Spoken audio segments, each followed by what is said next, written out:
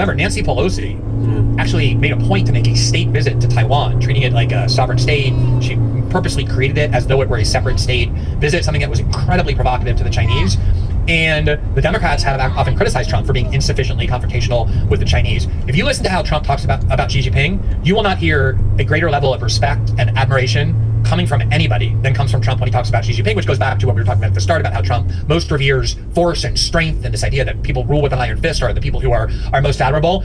I think he very much likes Xi Jinping. He has respect for him. He understands that there's no such thing as a viable hot war, a hot military confrontation with China. I seriously doubt that he would be willing to go to war in order to defend Taiwan if China really decided to invade it or to try and take it over or otherwise be aggressive about it. The one thing Trump has been preoccupied when it comes to China is the same thing he's preoccupied with other countries, which is the issue of trade and the idea that China exploits the United States for unfair trade deals. But it is interesting, the bipartisan class in Washington views China as the only meaningful threat to American hegemony in the world. And I think that's a reasonable way of looking at it. If you care about American hegemony, I don't, but for people who do, they're right to see China as their main competitor, in their eyes, even like an adversary or an enemy. But nothing that Trump is doing is really reflecting that. We were way more aggressive militarily in the South China Sea, all surrounding China, under the Biden administration than we haven't been in the first year under Trump. And I think you're absolutely right. It's kind of like not really even a meaningful pressure point that the United States and China are even close to any sort of tension that could even plausibly provoke military conflict. Not saying it will always be like that, but you're absolutely right that in the last year under Trump, that really has not been a possibility or even a focus. I'm going to ask a provocative question, Glenn, because, people like us and the people we interview, we read, they say that American empire is under threat or it's in decline. There's that great argument that was put forward by Peter Heather and John Rapley. They say in the year 2000, the West was 80% of global GDP, today it's 60%, blah, blah, blah, blah, blah. There's a counter argument, which is American empire has never been stronger. If you look at the sanctions that were placed on Russia in 2022, a new sanction goes on Russian oil. All of a sudden, you've got lines of ships going through the Bosphorus, and there's like a traffic jam essentially because the State Department just a few hours earlier put a bit of regulation up on its website, and the whole world has to do stuff. Blocking whole countries out of SWIFT, sanctioning this or that individual, weaponizing effectively a globalized economy. And we talked about globalized interdependence as being about multinational companies. Increasingly, for me at least, it feels like actually we live within this incredible globalized American empire. So where do you stand on that? Is this a moment where American global imperium is in decline, or actually has it got a hell of a long way to go? Yeah, it's an extremely interesting, important, and difficult question. Let me begin with Brazil for a second again, just because I can talk with great clarity about it. And I think, again, it illustrates this dynamic. Brazil, for the last several decades has depended on the United States. The United States has been by far their biggest trading partner. It's the largest country after the United States in the hemisphere, by far the most influential in Latin America, which, as we know, the United States now sees once again as its backyard. But the issue is in Brazil, there's always been this very strong resentment toward the United States because it was the United States that helped the military junta to overthrow Brazil's democratically elected government in 1964 and then imposed this 21-year, very harsh, brutal military dictatorship that only ended in 1985, re-democratized in 1989. So there are a lot of people, including Lula and his successor, Dilma Rousseff, who were very much part of that battle, have a lot of anti-American sentiment over it, but there was nowhere else for them to go. With the emergence of China, China now has become Brazil's largest trading partner. At the same time, Brazil is a founder of BRICS, along with Russia and India, South Africa, and China. And one of the things Trump perceives as very threatening to American hegemony and American empire is BRICS, this idea that there's this new emerging China-led alternative bloc. And a lot of people inside the United States foreign policy apparatus are very worried that the reason so many countries now prefer China as the superpower with whom they deal rather than the United States is because the United States goes around the world throwing its military might around the world, threatening everybody, constantly involved in wars, and China doesn't. The last time China fought a war was in 1979, which was about a 1-month border dispute with Vietnam. And, there's that famous quote from an African leader that says, when the United States comes, we get a lecture and orders. When China comes, we get a hospital and a road. And it's kind of ironic that as the United States sees China making massive incursions into what had long been American areas of influence, part of the reaction is this kind of desperation, this backlash. And I think that's where a lot of this imperial tantrums are coming from Trump. We're going to kick China and Russia out of the region. Venezuela got too close to them. We're going to take Greenland. All of this is about the fact that when the United States perceives that its empire is in danger, it starts to become more aggressive. The irony, though, is that it's precisely this kind of unilateral aggression, this very arrogant posture in the world that we just do what we want. We could get away with that in the 90s when we were the only superpower into the 2000s.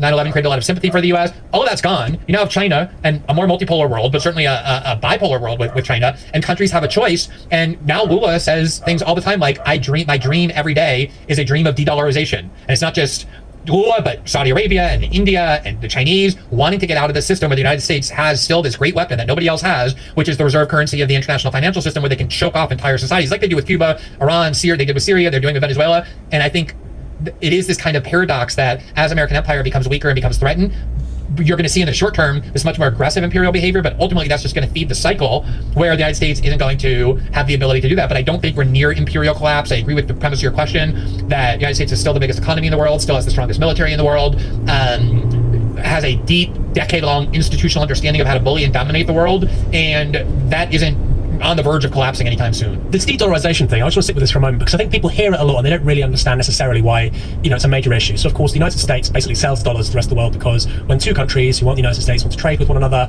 let's say Brazil wants to sell agricultural products to China and China's buying them, you want your own currency as a country, whether it's sterling in the UK or renminbi in China, but you can't have billions of dollars of all of the world's currencies around the world. So basically everybody trades using a dollar. So it just means that domestically you have to hold your own currency and the dollar. What you're now beginning to see between say Brazil and China is they're saying, well, no, we'll just use our own currencies rather than mediate trade through the US dollar. And of course this is really concerning for the State Department. I think Marco Rubio recently actually called out precisely that trade between China and Brazil. When Lula says that kind of thing, and I think you're right, that is the threat par excellence to US empire. Is that not the kind of thing that the State Department will just try and get rid of the guy for? Because ultimately it's being led by Brazil, by China. You're right, they can't touch China, but they can deal with the kind of the smaller, I wouldn't call Brazil a client state of China because it's not, but the smaller states of China, like Brazil, like Mexico, or do you think they're just simply too big to do that now? Yeah, I mean, well, we just saw, in a way, Brazil kind of successfully push back against American attempts to dictate what has to happen inside their countries, and the weapon the U.S. used was sanctions.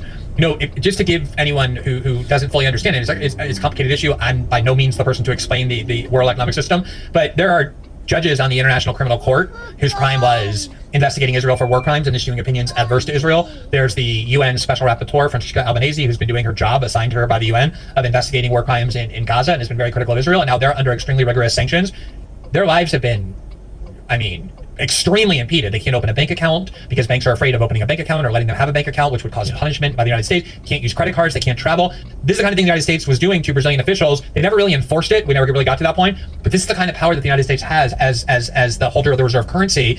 And it is an extremely potent power. And obviously, if you're other countries, you want to find a way to undermine and subvert that. The problem is, and again, I'm not the expert in this, but everyone I've talked to and interviewed, people who are experts in this, we're a long way away from anything like remotely close to what you could call de-dollarization. There were some trades, even Saudi Arabia sold oil to China and India in non-dollar currencies, circumventing the dollar system. But these are still very isolated and aberrational cases. But there's no doubt that this bloc is emerging of very powerful countries. And one of their goals is to figure out how to take the financial system out of dependency on the US dollar. I mean, it is really extraordinary. Of course, people purchasing these dollars for international trade is what allows the US to run these huge deficits and to spend, $1.5 trillion on quote-unquote defense. And of course, it's anything but defensive. On these personal sanctions, I mean, again, this weaponization of the global economy that we're now living in is so new and so intensive. There was that film years ago, it was Enemy of the State, with Gene Hackman and Will Smith, I think, and it was this idea that the state would be able to, get your bank accounts and it could make you persona non grata. The United States can now do this with literally anybody in the world. They can do it with you, they can do it with me.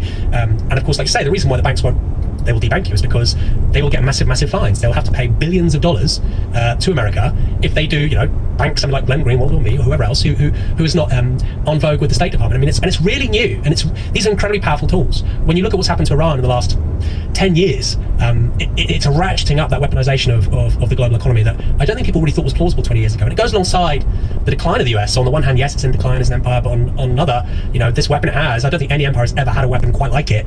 It's really, really extraordinary. I want to talk about media for a minute, Glenn, if that's all right. I know it's your game. Always happy to talk about media. Oh, good. What do you make? Always, and they provided it in a negative way. But go ahead. Yeah, exactly. What do you make of the Free Press? Because of course they were bought last year for $150 million US. Who are these guys, and how come they're worth so much?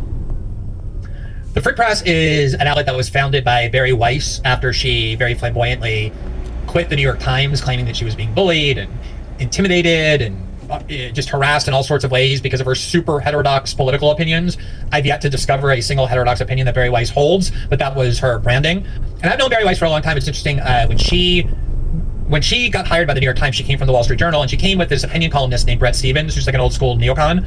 And most people on the left, liberals in the United States, were outraged. The New York Times had hired Bret Stephens. He's pro-life. He's a climate denialist. All these crimes that they were alleging against him. But I knew he was a standard neocon. The New York Times always has those on their opinion page. And I wrote an article saying the far more consequential hire here is Bari Weiss, because I was watching what she was doing at the Wall Street Journal.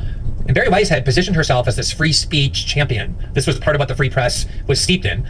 And I researched Bari Weiss's background. She spent most of her time in college, she's a fanatical Israel supporter, trying to get Arab and Muslim professors fired for the crime of criticizing Israel. She tried to ruin the reputations of anthropologists who were doing anthropological studies to try and show that Palestinians were indigenous to that land. She was anything but a free speech champion. She was the very opposite. The whole thing was a fraud. And she kind of gained some popularity because during what was called the woke excesses of like 2018 with Me Too and 2020, she was like the young, cool, hip person. Bari Weiss is gay. She's married to a woman. She's sort of like the young, hip, gay liberal who was telling boomers that their kids are all totally wrong when they're calling you racist and white supremacists. You're the ones who are right. This is a crazy ideology. So she started currying favor with a lot of billionaires. So when she left and started the free press, a lot of billionaires became very interested in investing in the free press, and they did, including people like Mark Andreessen. But it was really after October 7th when the free press turned itself into a propaganda arm of the Israeli state, denying the genocide in Gaza, denying that there was famine in Gaza, really, really dark and disgusting stuff. But that, of course, that attracts a lot of capital, a lot of support.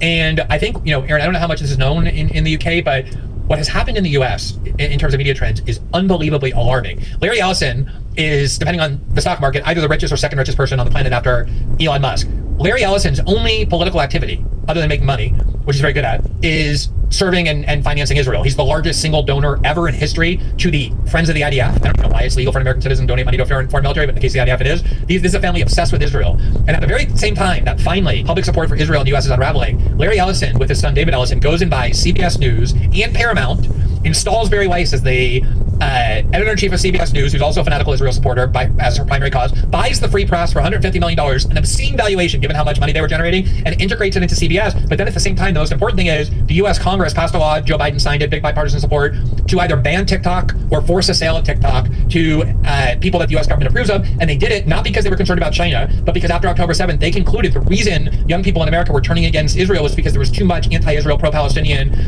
content on TikTok. Maybe they were watching videos of what Israel was doing in Gaza, and they forced a sale, Donald Trump did, after it was signed by Biden, to a consortium led by Larry Ellison. And now Larry Ellison and his son are trying to buy Warner Brothers, which includes things like CNN, but also a huge other Hollywood studio. It's a massive takeover led by a family that is the richest and most pro-Israel family on the planet, consuming the most important American media outlets and putting people like Bari Weiss, who had no experience in television, never did journalism, was never a reporter, just an opinion columnist, as the head of CBS, where she's now killing stories that are adverse to the Trump administration. It is an incredibly sinister and dangerous media story that I don't think has gotten anywhere near the attention it deserves, because this is kind of a taboo topic to talk about, that pro-Israel forces in the US are buying up all our media outlets. Yeah, I mean, it is incredible. I think the company's called Paramount Skydance. You tell me if that's correct? Yeah, well, Skydance was the company created by the Ellison family to buy Paramount. Yeah. And what happened was they needed government approval. And the way they got it was that they had Donald Trump sued 60 Minutes, a CBS News program, over a completely frivolous claim, namely that they had edited a Kamala Harris video in a way that was favorable to her. Would have got thrown out of court in an instant, but CBS paid $15 million personally to Donald Trump, and then Trump turned around and approved the purchase of Paramount by Skydance. Yeah, and I look at what he's doing now with the BBC, and just to be clear, the Panorama documentary on Trump was appalling, and the way that they edited his speech was misleading. But I do kind of feel that there's something similar going on here. They want to destroy the BBC. I have no love for the BBC, but I'm a big fan of public service broadcasts. They want to destroy the BBC, and I think they'd like to do something similar here in this country, which is really, really terrifying for me. And quickly as well on the free press, because this might sound like, we're being... we're attacking somebody else in the media space because we're jealous or whatever. If you look at Instagram, YouTube, you look at all the various social media platforms, Novara Media, which is not big, had more people following it than the Free Press, and the Free Press gets its valuation of $150 million. Quite extraordinary. That plus the TikTok stuff, plus the stuff that Larry Ellison has, I think, committed a couple of $100 million to the Tony Blair Institute. I think so far he's given 100 million, about 75 billion pounds, but he's committed a lot more going forward. You think there's one guy, he's got a social media network effectively. They're trying to buy, various US news outlets. They've got increasingly maybe the most influential think tank in the English-speaking world. That's clearly the direction they take the Tony Blair Institute in. Not influential necessarily in the US, but in the UK and actually lots of other places too around the world. It's quite frightening. And to me, this might sound cliche to some people listening and watching. This stuff doesn't happen in democracies. Giving somebody that much power in terms of media, policy, politics, it isn't normal. It hasn't been normal, and I think we're now stepping into a world where it's becoming normalized. Elon Musk being worth $700 billion plus right now while earning X. We now think that's normal, but it's not. And I'm kind of scared, Glenn, at how quickly it has become normal. We're talking really in 5 years. All of this stuff feels really, really normal. And I feel like lots of the optimism around the opportunities created by digital media for different kinds of journalism, different kinds of media, are kind of evaporating a little bit. Given your experience with The Intercept and you being in this game for so long, I'd love to know your thoughts on that. Yeah, it's really interesting. There's a lot there, but I'll tell you this little anecdote first, which is, when I grew up, I didn't know any rich people, people worth $500 million, let alone billionaires. And it was really only when I started writing about politics and did journalism, did I just start coming into contact with these people. And I remember after the 2008 financial crisis, I had this reader who was, he worked at a big hedge fund, made massive amounts of money, was supporting what was then just my blog. And I got to know him pretty well. And I said to him, you know, what I don't understand is, traditionally in capitalist societies, there's always been this fear on the part of the very rich that if they become too overt and brazen about not just the economic power they wield, but the political power they wield, they're going to provoke a revolution. Yeah. Like throughout the 20th century, American oligarchs were petrified of a socialist revolution. They had their, you know, boats off the coast with all their gold and jewels in it. They were ready to flee at any time. And that was FDR's selling point for the New Deal was, we know you hate the New Deal, but if you don't get a New Deal, there's going to be a socialist revolution in the United States because this poverty is unsustainable. And you know, you had like Ford and Carnegie Mellon and all these people who would drive down the streets throwing money out, trying to curry favor with the masses, charity to show that that is gone. I remember after the financial crisis when Wall Street got bailed out and millions of Americans got ejected and evicted. I asked him, what happened to that? Like, do they not? Do the very rich not fear this anymore? And he said basically no. There's no limit on their greed. They think they're invulnerable. And I was actually writing a book about this when someone named Edward Snowden entered my life, so I never got to. But I think basically, if you have a very capitalist society and you have the kind of income wealth that you just were describing, and it's gotten way worse now, you can do one of two things. You can either kind of placate the masses by redistributing or giving them just enough comforts to make them not perceive that a revolution is worth it, right? Like they're not starving to death, they have a place to sleep, decent life, not great, but decent enough to quell the risks that they would have to take if they get a revolution. Or you could just take the attitude like, F them. I'm not going to care about them. I'm just going to build the walls of Versailles higher. I'm going to make it barbed wired. I'm going to put huge amounts. I'm going to turn the United States into a surveillance state. We're going to unleash this massive paramilitarized police force that's federally controlled, so that if the masses try anything, we're going to monitor them. We're going to know about it, and if they try anything, we're going to crush it. We're going to isolate ourselves. And I think that's the path that they've chosen. And once you choose that path, we don't care anymore about how resentful they are. We don't care anymore about the perception that economic wealth has completely dominated political inequality. Then there's no limits on that greed. And I think that's what we're seeing. And I do believe, and maybe it's naive or overly optimistic, that you can only push this so far. Yeah, I think that's what history tells us, but you're quite right. I mean, you know, growing up, I never thought that we would have somebody in my lifetime worth 700 billion US dollars, right? Which is what Elon Musk is. I know that's tied to the value of Tesla. And headed toward a trillion. Stock. Headed toward a trillion. You know, I never thought that. You know, people forget SpaceX is a privately owned company. You know, this 5G space-based internet is a privately owned. It's like Iron Man. It's like Tony Stark. You know, and that 15 years ago that sounded outlandish, but it's now the world that we're moving into. With regards to the intercept, Glenn, you were involved in this effort to try and create something new, something different, with different values in the American media landscape, covering different kinds of stories in different ways. On reflection, how do you feel about that? How would you do things differently? And I just say that as somebody in this game, obviously we've got Novara Media, and I think young people increasingly want to create their own stuff too. You know, what lessons were learned from the Intercept? And are you still optimistic about that kind of work, or how do you feel?